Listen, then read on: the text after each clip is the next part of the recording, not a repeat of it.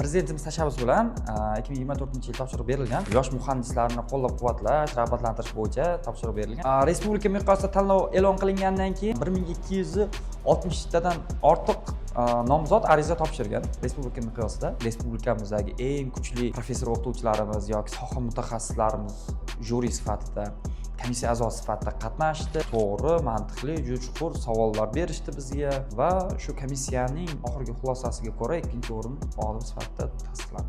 Eng yaxshi g'oya yo'nalishida ligirlangan silika shisha asosida tayyorlangan termoelektrik generator orqali respublikamizdagi atrofga besamar chiqarilayotgan tashlandiq issiqlikni elektr energiya ishlab chiqarish g'oyasi bo'yicha professor o'qituvchi nominatsiyasida ikkinchi o'rin g'olibi bo'ldi. Boshlangan davlatda aynan o'zimizning yo'nalish bo'yicha 4 oy davomida stajirovka, to'liq davlat tomonidan moliyalashtirilgan stajirovka yo'llanmasini oldi. G'oyamizni amaliyotga tatbiq qilishimiz uchun to'liq smeta shakllantirib berganman. 1,380 million mablag' hisobiga g'oyamizni amaliyotga tatbiq qilamiz.